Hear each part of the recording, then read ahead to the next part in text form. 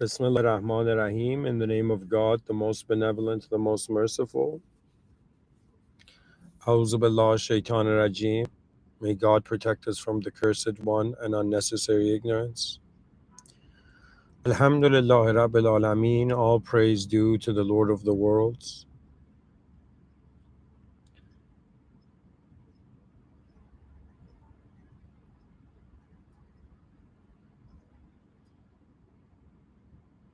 Rabbi Ghfirli, my Lord, forgive me for all the sins I am conscious and unconscious of. Ihdina Sirat al-Mustaqim. May God guide us to the direct path.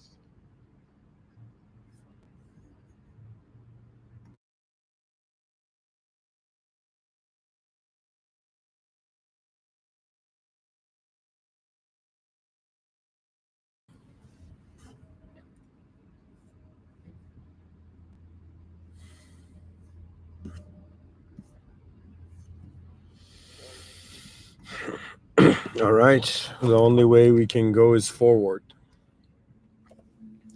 So let's do it.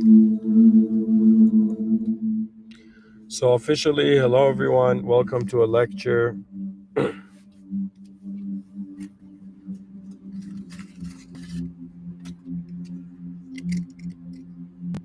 And this lecture is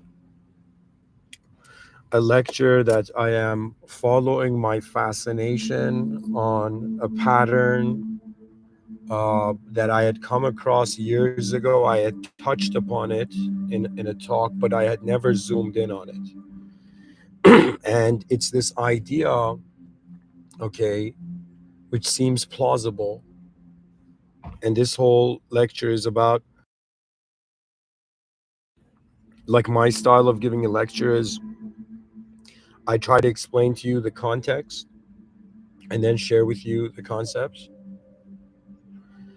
And to explain the context to how I'm developing the context, pretty much in these lectures, I start with what do we know from the past about the thing? What does it mean in the present? And what is its future implication? So I, in some sense, wonder about how the idea had a value from a past perspective, present perspective, and future perspective, okay? But anyways, the talk today, and let me honestly find a different song.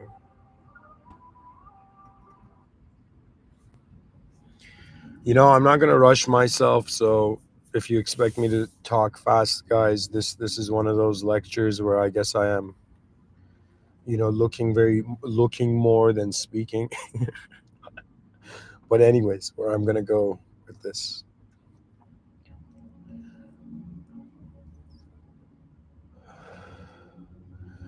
All right, the only way is forward. So we start with the sentence. I'm gonna open the notepad here. And we're gonna have a fascinating, you know, look at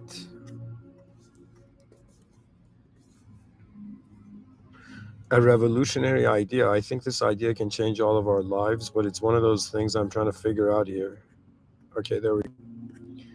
So, folks, this you might be driving and listening to this. I'll do my best, but this is also one of those episodes where I've opened my notepad and I'm typing. Okay, so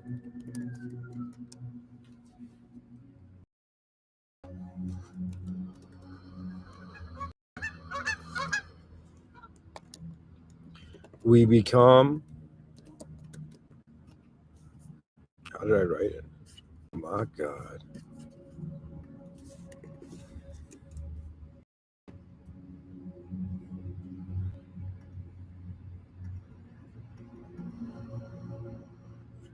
Okay, yeah.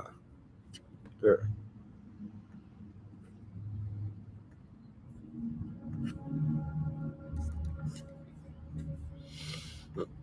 Okay.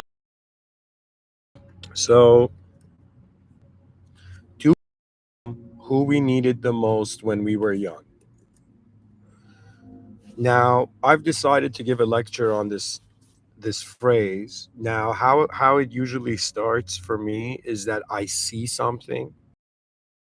Do we become who we needed the most when we were young? When I heard this question, the most immediate thing that happened was that I asked myself, have I become who I needed the most when I was young? And it's fascinating realization that it's kind of true. Okay. Do you understand?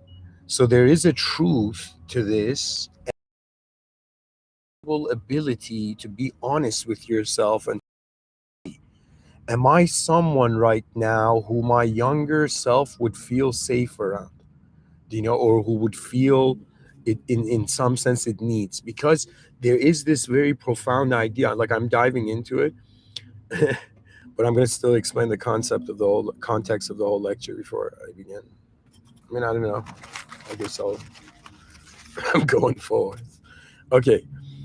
So pretty much this idea, do we become who we and when you look at people for a time I was like, man, why is it constantly like, we're all trying to live in a good world and bad stuff keeps happening. I had that view, okay, as when I was young. But as time grew on, I started seeing patterns, not in regards to just how squirrels leap, or like how snakes move or how waves are shaped.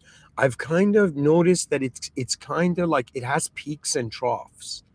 Okay. What I mean by this,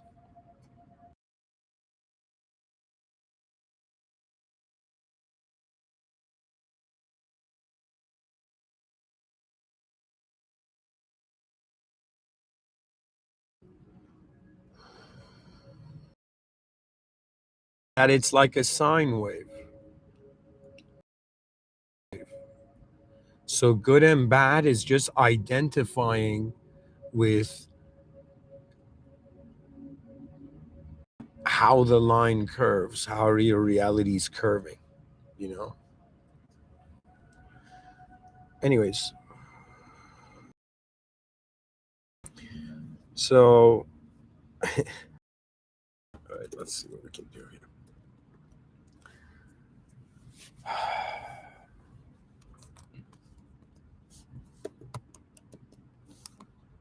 So, the immediate context is that I'm one human being out of 8 billion. Okay.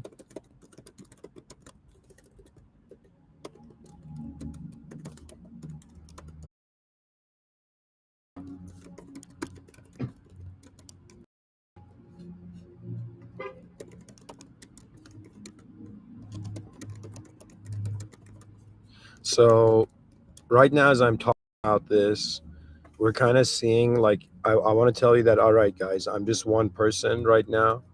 I'm not like, I'm not, nobody has, selected me to kind of speak for humanity or to represent humanity. But there was something within my heart and soul, some deep yearning. It's like, let me tell you, when the way I was raised, like I'll probably get into it using myself as an example for the viewers, but how do I explain it?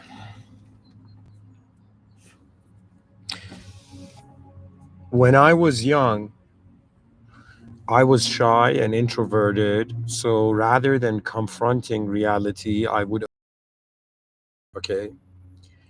And it, who I've become now is someone who, if I was with my younger self, I would, in some sense, I'd have become that which it didn't believe it could be. Okay. Now, I'm trying to say I'm one human being out of 8 billion of us here. What truly has called me towards this is because my mind has given me, and in my inner realms I have signs of an advanced civilization, and once you see that, you can't be a modernist anymore. You just become a futurist. It's like somebody shows you something and you could never unsee it, but instead of someone, it was your wondering about what's going to happen to the future and you came to some conclusions. you know and so I'm someone who it's like if people are going to be like, are you like a holy person or something, I'll be like, not at all. I am somewhere in between. Do you know, something in between a person and a time traveler. I'm there in the middle. Okay, I am not from the future, but in my mind I've seen probabilities to the future, and these probabilities make me wonder why it doesn't make how we're living here make sense. Okay, and not only the fact that this morning I gave a lecture on it, but in 2070 we're gonna have climate issues that we've been avoiding, and it's kind of like humanity has been like strangely, how do toxicity has had an outcome. Okay, because um I don't know what it was. Sometimes I feel like the industrial revolution wasn't humid. Do you know what I mean? I feel it was like it's some sort of intervention, because it's a completely different shift how human beings evolved. They just stepped out of nature and were like, everything's going to be man made from now. Do you know what I mean? And everything became man made right now. Do you know? And sure, you could be like somebody going and living in Alaska, and trying to survive there, but some part of you still films it and puts it on YouTube. Do you know what I mean? Something there is. I don't want to get into like the philosophy of like, I don't know, like I don't want to get into the light of lights and then the whole illuminating aspect. The how would you term it, the illuminationists, right? Tie I don't want to tie in how our future. Okay, anyways, take a deep breath and scream. No, I'm joking. Oh my god, sometimes, when the lecture's not going good, I'm like, it's not that bad when you don't have viewers. But then I remember it's gonna be there online for eternity. Anyways, guys, the topic today is so key, so important, that we have to dive into it. And I'm just trying to explain to you how I'm going to do this. Okay. And I'm one human being out of 8 billion. So there's technically, 8 billion or ad infinitum views that can be had on anything, any object or subject. But me, as the human being I am now, I see this as me reporting back to the species. It might, like, the people in 2025 might not value it, but in the future, it's going to be as if I did something that was normal in the future. But right now, people are like, yeah, I don't know. So I'm choosing to walk the staircase towards seeing in this life what the most advanced greatness of mankind can be. And advanced doesn't mean technological, it means advanced in all dimensions, in all areas, in all categories. And the only being we know is God, but the God beyond the simulation. Do you understand? Like, on some level, reality is very complicated, because it is something that's happening in front of your eyes, but behind your eyes, you're the life force that's moving the meaning of it as you move, right? Now, when I say, do we become who we needed the most when we were young? It's a very good question, because, like, there's been so many people in history wondering about this. And, it could be like philosophers. Like, Freud had this thing. Who was it? Somebody said, it's like, yo, Freud said God was dad. Friedrich Nietzsche said God is dead.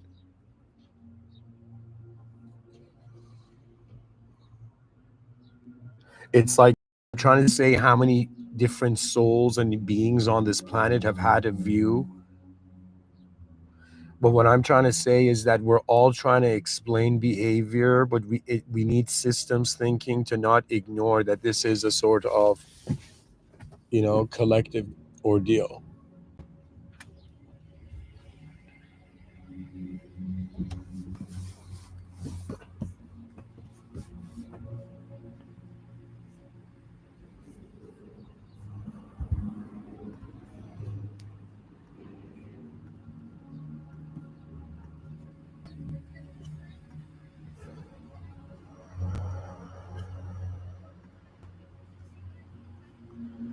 So, um,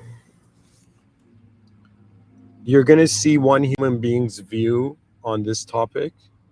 but I'm also going to share the research, like thanks to AI, can find right. So I want to kind of give this, do this lecture justice, and in some sense acknowledge the ideas that are out there about this, and then to say that the benefit of being human being with a unique DNA, that um, and an ability to speak in perspectives that's never been there before until now. You know, something I realized about the human life was that everything is discovery. We're exploring everything again all the time. You know what I mean? Consciousness, it's like they're like, yo, man, what are attributes of this life force? It seems to be aware of reality and functioning. So there's function and awareness, right? Now, this is very complicated because my own answer to this can be very different because the way I explain the human being is different. So I'm going to first read um, the research content, and then I'm going to share the views. Okay. You're going to hear me comment on it too. So, anyways, let me see. What do I have here? So I asked AI pretty much like, this sentence. Now let's see where this sentence. So this phrase has come to my mind. We become who we needed the most when we were young. It's like I'm a human being wondering, have I become who I needed when I was younger, right? So now we're trying to see how the past would explain it. So AI says the idea you've mentioned in quotations, we've become who we needed most when we were young, closely aligns with the psychological and philosophical concept of the wounded healer, originally introduced by Carl Jung. The wounded healer archetype suggests that individuals are often driven to become caregivers, healers, or supportive because they lacked such support or guidance in their. They subconsciously attempt to heal their past wounds by providing others with what they themselves needed but did not receive. So do you know what that means? That means imagine you were a kid and you didn't have a father figure. Somehow you end up becoming the best dad, right? And it's like, whoa, like WTF, right? Because the person, if they have a real relationship with them. So when I was for years, you don't understand, was supremely shy. It was weird. It was like it was like a force field. I feel like maybe it was actually, God's will, right? you know, that I had to observe more, in my youth and not talk. Do you understand? That means out of like a human being can be born and be like super extroverted, but why God put me on a sort of introverted lockdown? It's as if like it's not that I couldn't speak to people, but it's like I couldn't even feel like myself around them when I would speak. So I would not speak at all. You know what I mean? It's like you realize you can't be genuine when you speak, so you just don't speak. You know what I mean? At the same time, it wasn't just that, it was a sort of nervousness because to me, it was like another intelligent activity is taking place outside of me. That means like when a person is alone, why are they so free and relaxed and they can sing and dance, but suddenly in front of me, do you understand? Because we as human beings value ourselves. Nobody really likes a lonely world. You know what I mean? Like I don't know how. Like when I thought when I was younger, like so numb to just not having communication, right? But it wasn't that I wasn't having the communication. I was seeing. It's like I didn't have friends, but I was watching the show Friends. Do you understand what I mean? And my young mind, do you understand, was like had accepted that this is what I deserve then. Do you understand? This is a thing about childhood. If you're not blessed with someone waking you up as a child, right? That means you can kind of shut yourself down and people can never know. Do you know what I mean? But the whole point of it is that, I said that in one talk there should be a shyness tax. This is Mr. Within's attempted politics, a shyness tax. Anybody who's introverted gets fined. Oh man. Guys, the same feeling I have when I see that I have zero viewers, and one day if I see I have like a million viewers, it'll be like the same feeling. Both of them would be shocked. Anyway, so, anyways, ladies and gentlemen, I'm going to read this AI thing for you, okay, as I was, and I'm going to continue it, and let's keep going. So, I said the last sentence, they subconsciously past wounds by providing others with what they themselves needed but did not receive. That means you needed help when you were younger, you didn't receive it. Now you can't give that younger self anymore like the care, but you still are being that archetype. Do you understand? It's like it's this insane, but it's like people become what they, I shouldn't say what they need. It's like it's like it's like in the most powerless moments the idea of what power means is being formed. Like I remember, looking into this thing about psychology where they were saying that it's like the what is the imprint of the winner on the brain of the loser, right? Like they were analyzing this, and they were like, WTF. Like, I'll give you an example, right? There was this girl, um who came in this video and said that her boyfriend hits her, like domestic abuse. That's a sign that the boyfriend loves her, because if you that means because he's willing to go to jail for her. Okay. And I think maybe 80% of the male population saw that video and was like, what? Do you know what I mean? Like at some point it kind of like, bizarre. But now let me explain that psychology of why someone, I don't want to get too much into this idea because it's not a pure idea. But it's the idea, I'll just say it quickly. It's the idea that when somebody, let's say person A and person B are fighting, okay, and person A ends up winning, person B knows now that person A has become this archetype of what winner means. It's this bizarre thing where even Friedrich Nietzsche was saying, right? You should be careful in fighting monsters not to become one, right? In the same way, do you understand? That means if somebody like battles you and you should one hold on to the value of victory or the archetype of it even. Okay.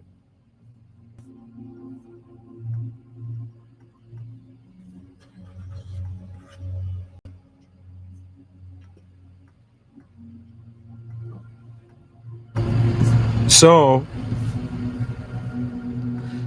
I'm gonna keep reading. Okay. Academic and philosophical equivalents. Carl Jung's, in quotations, wounded healer archetype. Jung theorized that our psychological wounds from childhood strongly we become as adults, often driving us toward roles where we can heal similar wounds in others.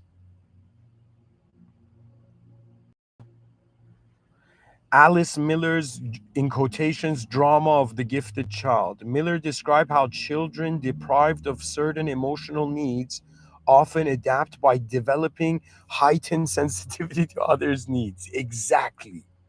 This shit happened to me. They grow up to provide care, empathy, and support, compensating for their own childhood deficiencies. But let me tell you what ends up. You can't maintain what you actually are not. You understand? You can't fake your being.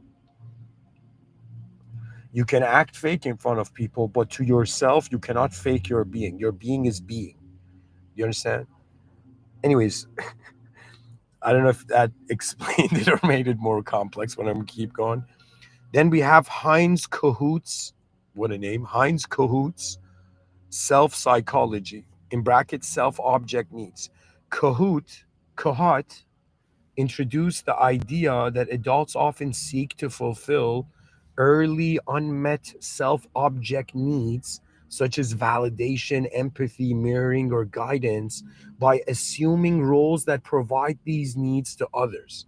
So, do you understand, guys? That means sometimes being a caregiver and helping everybody, that's kind of selfish. Let me explain how it's selfish. Because you are making people feel like, yo, man, this guy's so great. He's giving, he's helping for free everybody, right? But people don't realize this guy to himself is like, I didn't have this when I was younger. Nobody realizes, but I'm giving myself something that I didn't have when I was young.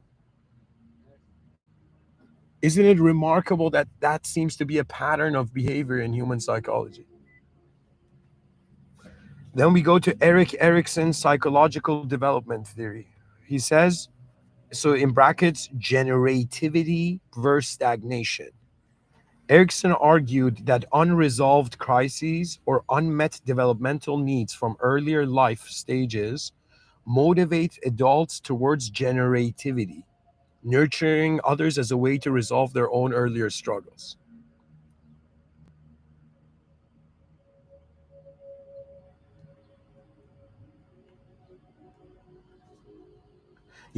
I do understand that yes, a human experience it isn't always in equilibrium. There is trauma, I understand, but the significance given to the trauma is another discussion than what the trauma is.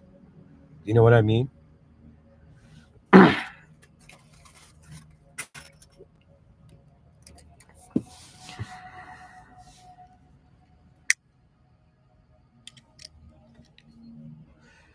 Here it says philosophical existential interpretation.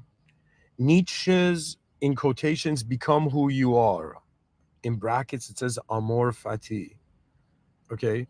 Friedrich Nietzsche's idea of embracing one's fate, amor fati, and consciously shaping oneself, influenced by one's own past experiences and unmet needs, aligns philosophically with this sentiment. So, Friedrich Nietzsche is saying the idea of embracing one's fate, that means you accept what you are and what this is, and then consciously you shape yourself, and you're shaping yourself influence based on your own past experience, but not just your own past experience, also the past experiences you didn't have, the unmet needs.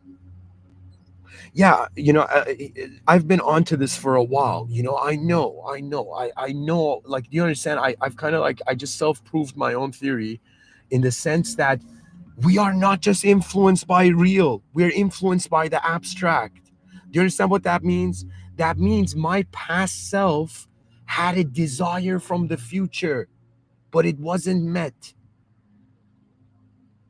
That means it's as if like there was nobody to come and in some sense tell me, hey buddy, wake up from the own story you're telling yourself that's like a box on your head.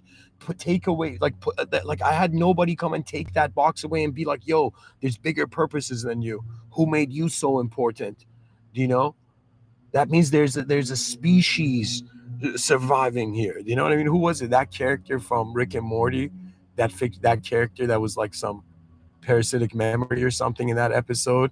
I don't know, Uncle something, Uncle Bob, or I don't know what it was. It wasn't Uncle Bob. It was Uncle Vinny or something, right? And then the guy's catchphrase was like, "Hey, I'm walking over here." You know what I mean?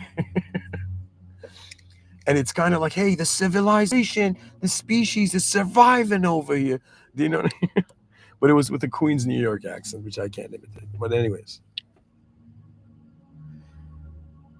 so many philosophers have said the same thing. I mean, we cannot ignore how what happens to our past influences who we're going to be, but it's important we acknowledge what happened to us to the best of our ability. But at the same time, I am a firm believer of, if something's not causing a problem, don't touch it. In the same way that when I was younger, I had a knee problem, right? And this was when I was in Iran. I think I don't know, very young. And my mother took me to this doctor, and the doctor just wanted to make money from the surgery. He's like, no, the only way is surgery. Do you know what I mean? And my mother was like not convinced. Then she took me to this other doctor, and that other doctor was a decent human being. And he looked at me and he's like, hey kid, anything they open up will never be the same.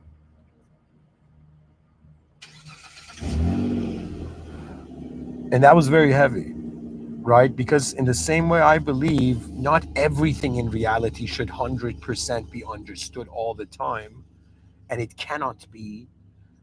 It's not like we're here to just it's like when you play a game, you're not there to understand how the guy coded it. You understand what I mean? It's like you're playing the game of life, right? You gotta kind of go, like, the days go forth, we go alongside with it. Every day we wake up, we log in.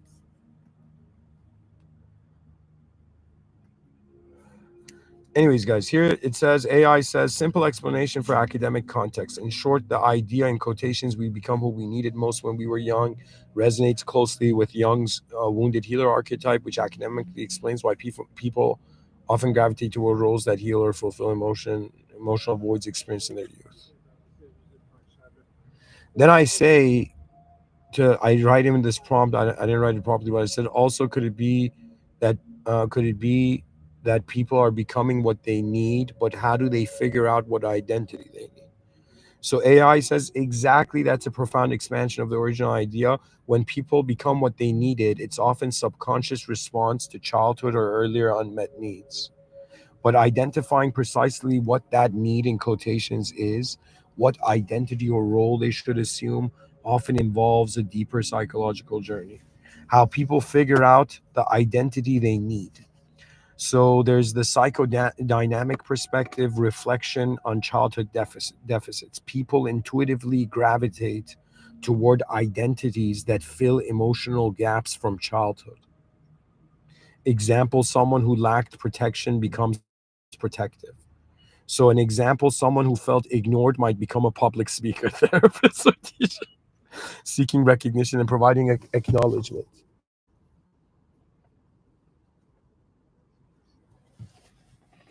They missed. And providing acknowledgement they missed. Social learning and imitation.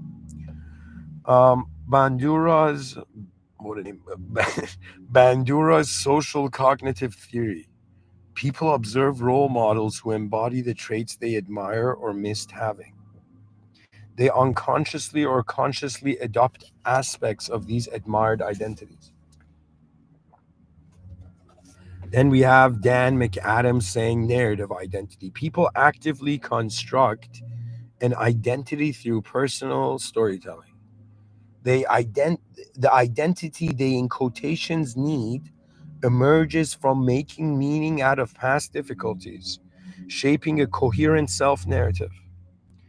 Then it says fourth, it's the existential psychology and philosophy perspective. It says existential authenticity. From existential perspective, example Heidegger, Sartre, people seek identities that help them confront life's inherent uncertainties or personal voids. Yeah, because none of us can avoid this eerie feeling that even though we're all in like this world that we're calling Earth and civilization, we really don't know what's happening here. That's something that no teacher can really tell a kid. It's like the white lie.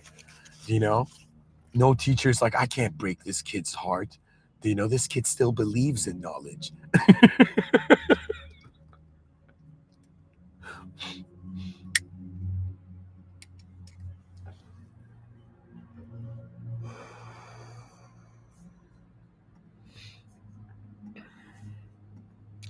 If the kid's heart was something to break, it would have broken in the way where the kid would have woken up to actually what's going on.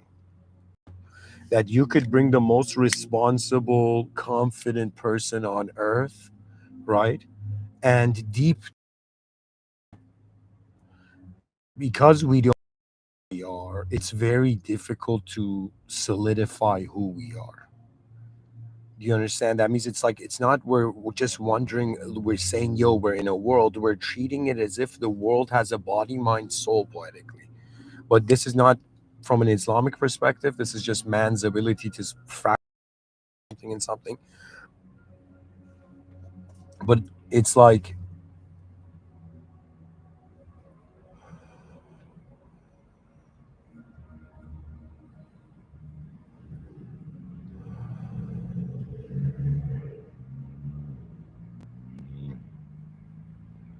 if we don't seek the advance, I don't know how we can feel alive as minds.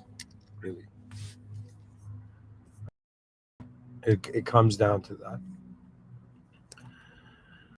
So then it says, it's still another point of existential authenticity. AI says the in quotations, needed identity offers existential continuity. Then you have another perspective. Abraham Maslow proposed that individuals naturally move to aligned with self actualization, the fullest expression of their potential, influenced by recognizing and fulfilling their unmet needs. Spelled Y O instead of JUNG. And it's called schema therapies, in quotations, core emotional needs. People identify what they uncovering early maladaptive schemas, patterns stemming from unmet emotional needs in childhood. Understanding these schemas helps people adopt identities and roles that fulfill these core emotional needs, promoting healing.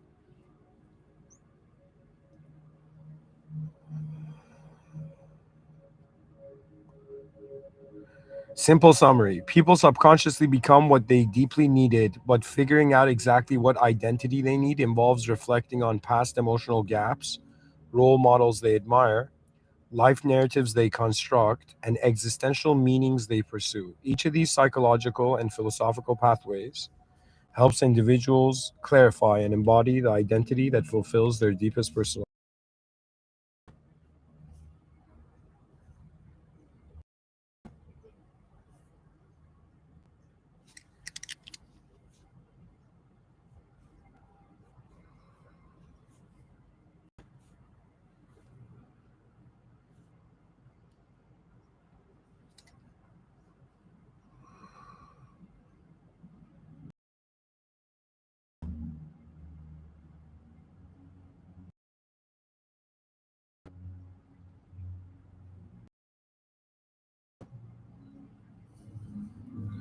So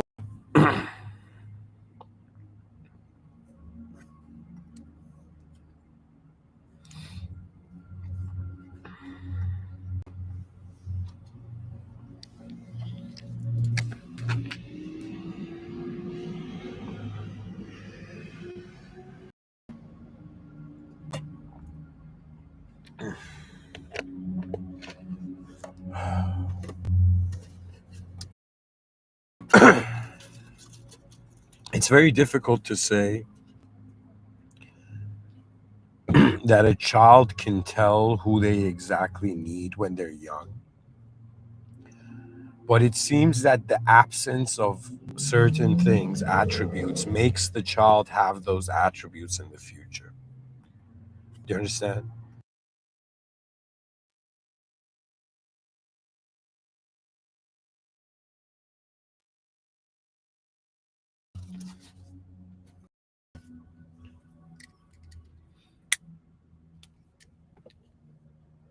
There's many classes in society. We are not just a biological system. This biological system is in the same place as other biological systems, and systems that govern these biological systems. We govern ourselves with our free will, but we're also governed because we've all decided to live together in like some sort of advanced tribal dynamic. Okay. And now, human beings all associate to the same story, because think about it. Imagine back in the day, there's a bunch of random people, that means everybody was telling their own story. They joined up as a group. It was as if they were existing as something, as in a context, in an idea that could never be taken away. You see, that means existence is like an idea that doesn't come and go. right? I'll give you an example. So right now I'm, for example, looking at a Tim Horton, okay, or I'm looking at a building. As much as I try not to think about a building, because I'm seeing a building existing in front of me, I cannot ignore here is in the moment. Okay. So the existence gives the idea of it, right? That means you don't need to think about a computer if there's a computer in front of you. That means if right, you don't need to imagine that it's right there. But something that in it. Right now let's take this to the child psychology. Okay. The child cannot is in some sense in a moment where it must have a reference. That means how does someone feel like, let me say it this way. Let's use the example someone wasn't loved when they were young. Like we follow the statement, right? Let's say somebody wasn't loved when they were young, okay? And do they all become a loving person? So technically, this is not an absolute. Okay, I guess this is to some true, or it could be true, but it's like an endless sine wave. You know. So have I become who I needed the most when I was young? I wouldn't say I've become who that self needed, but I have become who I feel would satisfy that moment. Do you know, there's times where I have like I extract appreciation from how like I've just lived through certain moments.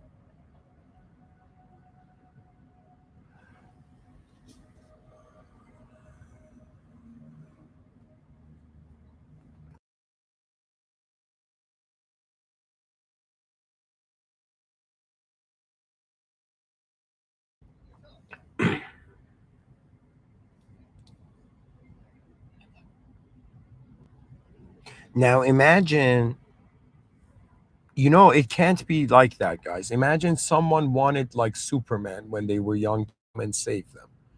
Does that mean they can become Superman? No. But I think it's more of like an I person and no one asking like, hey, why aren't you communicating like the others? Right? So after some point you just accept your mode, right? But when you accept that mode, you're also accepting the lack, right? You're accepting what you don't have, right? So the brain gives a reference. Okay, normal people, like let's say, I don't know, other people have this, you don't have this. The mind comes, try to get this, but if you can't, because you can't be yourself, right? The brain has no choice to accept, just like I am this. But at some point you begin to realize our dreams don't go anywhere. They're like emotional convert into image. Do you understand? Like, it's very difficult for me to say that, am I behaving right now the way I am because of my past or because of the present or even because of the future? You understand? That means imagine say when we say do we become who we needed the most when we were young, we're talking about who we are now, right? And now the question comes, if we just treat it as an explanation about how significant the past was, so many experiences that happened in my past, but I didn't consciously identify with all of them. That means I don't have like a photographic memory that I can remember everything, even though I believe anybody can find a bookmark and remember the experience. Okay. That means on some level it's like stored, but you gotta kind of like find it, right? But what I'm trying to imply here is that is the behavior. It's like if I do we become who we needed the most we were young, that means is who we are now who we needed the most when we were young. But but then we take the question to what is suggesting how we are behaving as who we are now, and it's not just the past. So I think the same thing that all these philosophers are saying it's in some sense, and the man, it's the psyche's intimate relationship with the future. That means civilization has advanced to the point of teaching you about your relationship with the past. But the present doesn't just have value from the past. Do you understand what I mean? What activates human behavior in the present could be is one the okay, like, behavior in the present is the tension move accepts and goes forward with. Okay? So what does that mean? That means, like, I'm not talking about the subconscious, but I'm talking about, like, it's not all about how we felt when we were younger, because we're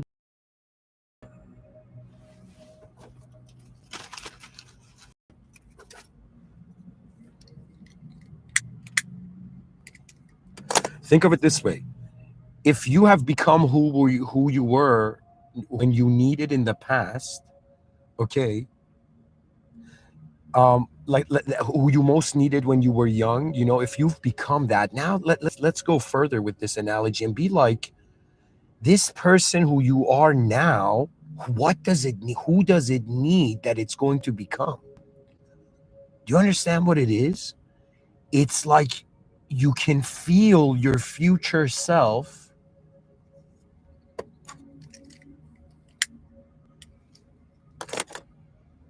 behind your eyes, but in front of your eyes, you are not it yet. To me, I think it's like awareness is kind of like a conquer. That's like one cool thing about consciousness, right? That it doesn't care what the reality is. It's if it's in the awareness, it's there. And I find it very advanced. And sometimes I question if it's all from a biological capacity of how unique it is that right now I'm an object noticing that deep down what I'm calling my mind and soul, not my mind, is an awareness to subjective models of the outer realms overlaid upon it. Just like Photoshop, like two layers. It's a layer, yes, I'm a physical, biological, existential self in a physical, biological, existential, objective world. But behind my eyes, I am initially, primordially, the awareness. I'm like the awareness to the whole, the seat of awareness. But my identity, if you ask me who I am, that answers objective realms. It's my inner realms. So I'm saying that you're not just only aware of an object, aware of a subject, and uniquely for the subjects and objects are made aware of at the same time. That means when I see those letters on that sign in front of me, it says Tim Hortons. Do you understand? It's like the moment I see the shape of the letters, the meaning is right there. And this all goes on to show that we have an inner life and outer life. And if our inner life doesn't live well, we try to, in the outer life, become, the solution to it. It could also be very deep that people identify with where their attention is on. Isn't that remarkable? That means the child's attention based on suffering of their circumstance was on suffering. They were in a bad situation, so they had a bad emotion, right? But imagine that child, suddenly their attention goes to somewhere else. You know what I mean?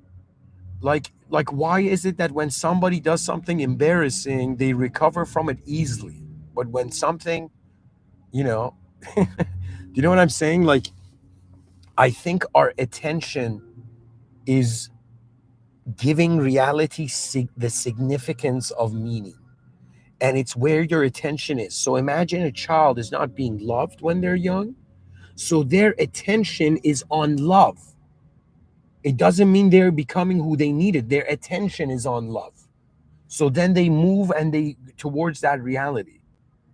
Do you know what this is like saying? This is like saying, like, if you sat on a chair, you were uncomfortable when you were young. In the future, are you sitting in all like super comfortably? No. Do you know what I mean? So there could be angles to this that it doesn't make sense. Like it's see, I believe that in the same way an object can be picked up and looked at from different angles, I believe our awareness can in some sense simulate a subject. I think in the same way we can look at an object, not I think I know. In the same way you look at an object from different angles, you can look at a subject from different angles.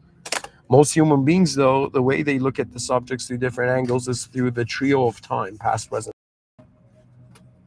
Because we're treating reality as a verb. If it was a noun, I mean, sure, you could just say you were present.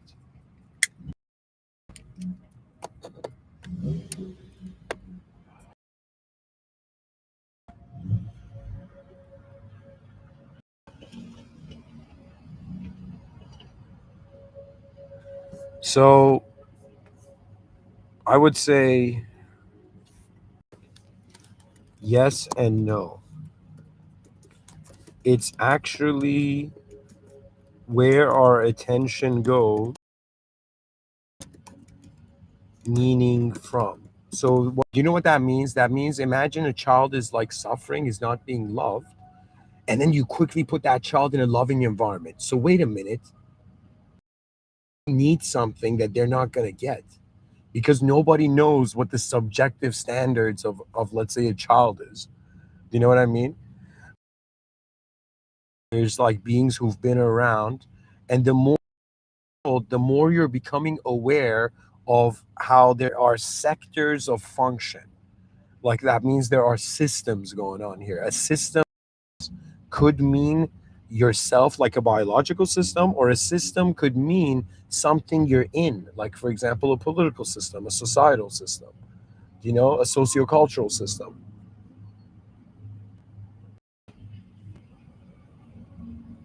So it's where attention goes. Now, if somebody says, Mr. Within, you know, why did you want to get, like, what about your childhood made you want to give 10,000 talks? It wasn't the past. It was like something in me somehow always knows that the future is a bigger deal than the past. And eventually, you can't accept that your sight moves. Like, do you understand? At some point, you have to accept yourself to be able to function as yourself. Anybody who can't accept themselves can't be original. I suffered from this in my youth. I couldn't express myself because it's not just that. The complexity of the psychology is child can't trust themselves or be original. An introverted, shy child doesn't trust their value in the world's value. That means just because it doesn't mean you're not seeing, uh, you know, events of like extroversion. Do you understand? But it's that what boundaries has your value system given you that you, in some sense, feel force fields. For me, like, I do believe we're a kind of like signal oriented creature, and we are kind of broadcasting ourselves. Like that's kind of like it's energy shimmering. You'd be like, okay, that energy's broadcasting itself.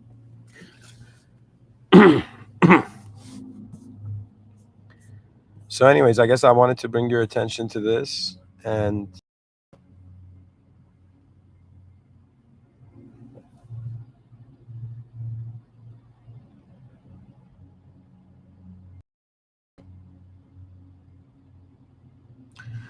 I would also like to talk about it that sometimes some stuff has to happen, and we don't understand it, but there is a greater penmanship to this reality. That means if I wasn't shy and introverted in my youth, would I appreciate the value of speaking in public? I don't know. It was something that it was like they were giving me. It was like I had my intelligence had found a way, like, okay, years and years of observing without explaining.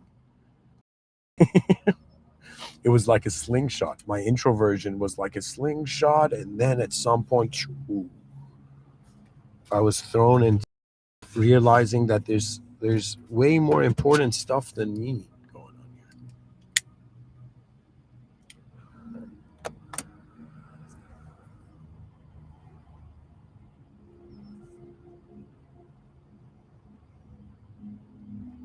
Let me see if I could show like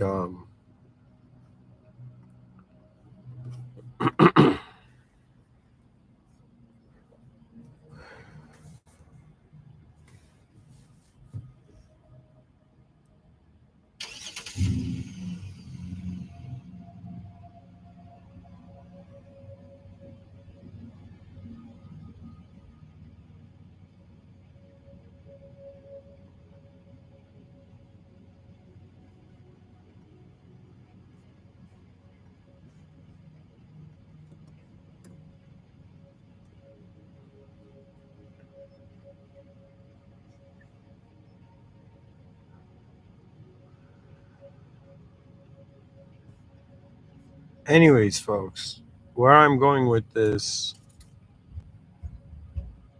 is that I you could have had any other past, but you cannot avoid making new decisions. Nobody can avoid decisions. It's like the cost of being alive is to make decisions. In a manner of poetic speech. I mean, our deeper than this, as I've spoken about in other talks. So I guess a sort of final statement on this. See, guys, including trees, you see someone who was, let's say, not loved when they were young. Do you know what I mean? But at the same time, like they become such a loving person, right? But at the same time, people become the opposite. Do you know what I mean? I remember like one of my cousins, younger cousin, when this kid, when like me and my brother and my, so me and my twin brother and my cousin were all the same age, right? Around, um, my cousin, um, his younger brother, like we were in his house playing PlayStation, I think Ballers or something. We were young, right? And this kid had a demented side. I don't know how to say it. I don't know if you've ever seen a demented child. It's like a has doesn't have the calmness of a child. Okay,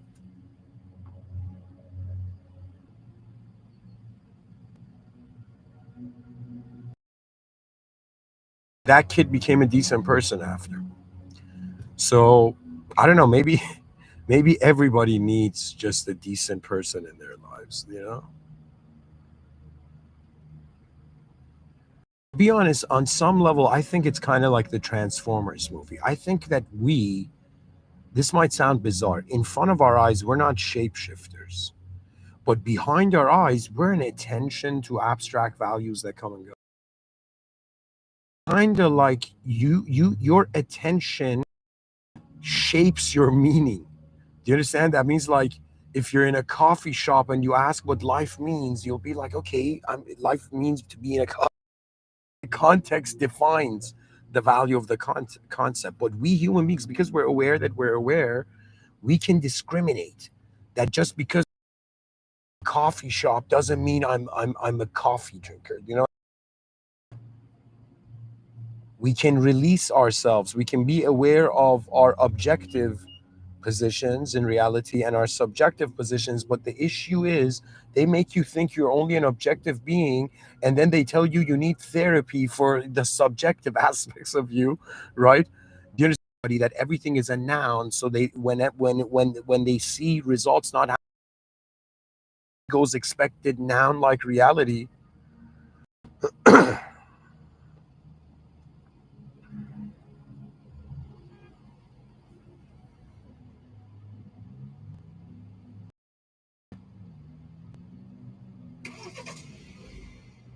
I a part of me, if somebody says Mr. Within, like, how do you through certain youthful trauma, I'll tell you the honest answer is very simple. I laughed at myself and I moved on. That's it. I just gave myself a moment where I'm like, I appreciated silliness, ridiculousness in that moment, and I just moved on. On some level, it's very hard to be someone who wants to humanity on Earth. I mean, we are already more advanced than we are now. But anyways, for someone, I don't know how to say it.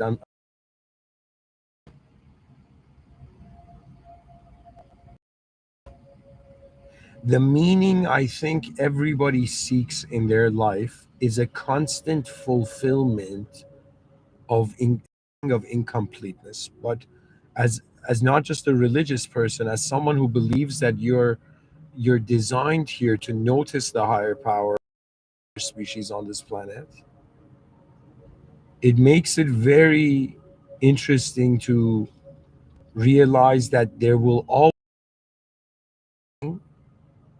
if you think you are the,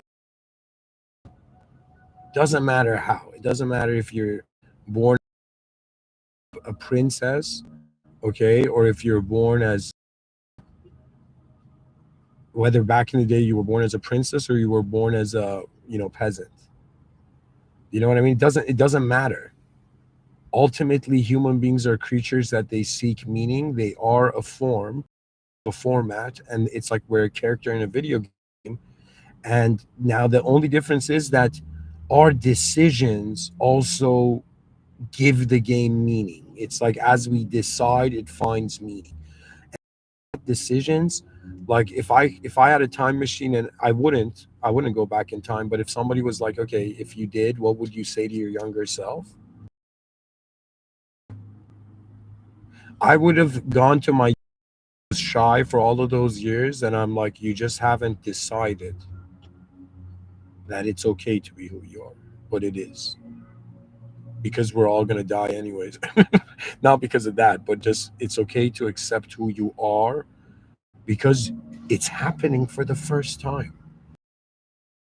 Idea where people are like, yeah, man, give that person another chance. Guess what? Have you given yourself another chance? Have you given yourself another ability to reevaluate where the edges of your meaning are? I believe that we're in a way more complicated situation than civilization and the world is acknowledging, but it's all part of it, you know, part of the game is pretty much, if motivation in this world is just thanks to God's mercy of letting me envision the future. Because it's very bizarre. If only the past is giving meaning to the present, that's a weird thing, you know? Because so many new ideas have come into existence. It cannot be. Novelty is proof that the past doesn't own you. Anyways, thank you for listening. Bismillah ar-Rahman ar-Rahim. In the name of God, the most benevolent, merciful. Auzubillah shaitan rajim. May God protect us from the cursed one and unnecessary ignorance. Rabbi Firli, my Lord, forgive me. My Lord, forgive my species for all the sins that they have consciously and unconsciously done. Ihdina sirat al-mustaqim.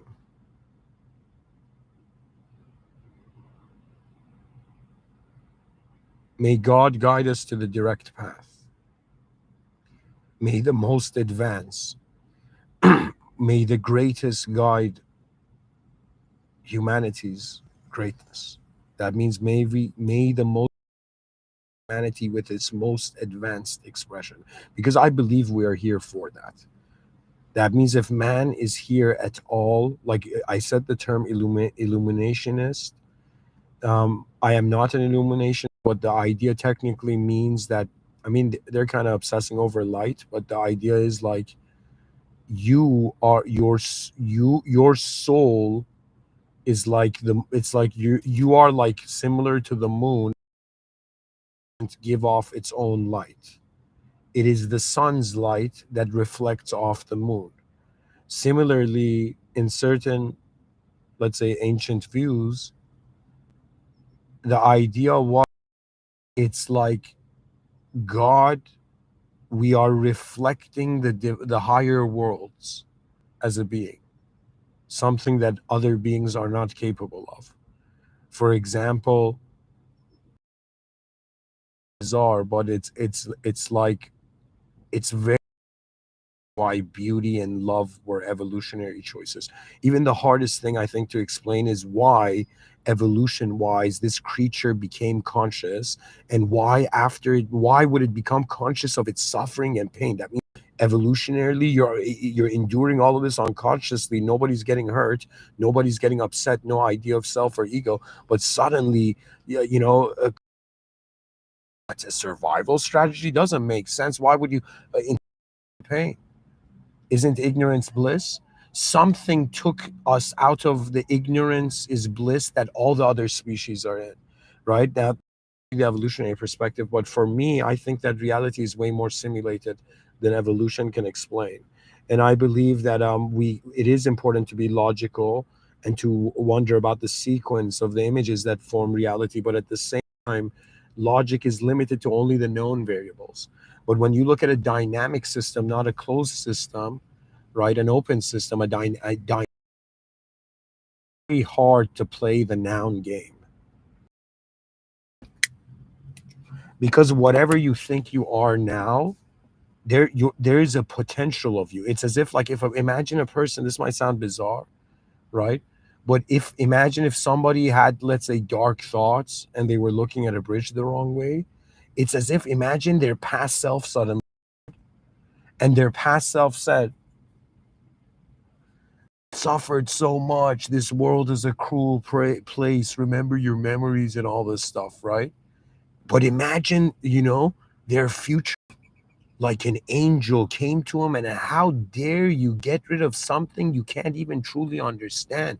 You don't know the surprises that await in the future. You don't know how the world's going to change. You don't know how you are going to change that technically it's a. You understand what I mean? That means it's a rare, very rare opportunity that we're natural right now. You don't know what the future generations have to deal with.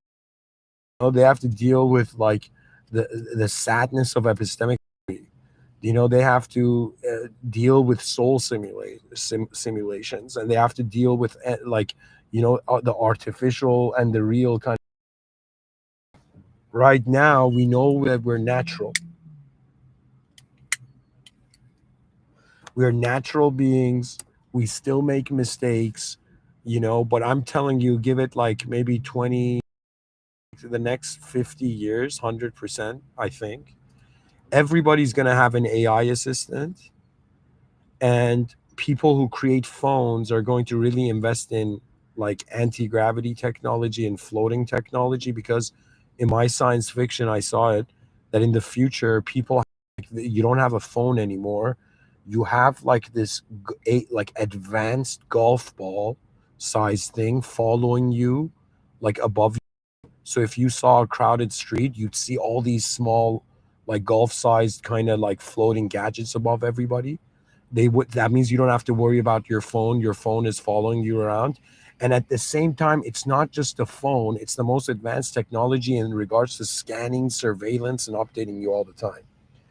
So we're going to reach that point where we're going to kind of connect our tools to ourselves. So imagine someone, like imagine someone holding a sword, and then imagine someone taping a sword to like sword, the hilt of a sword to their hand. Do you know what I mean?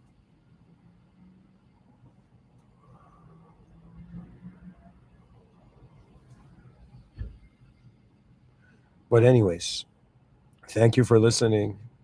I'm going to end the talk here. Ultimately, the system admin wills it. For me, the fascination of life is noticing the higher power. and wondering about what is the relationship of an original state with a simulated position.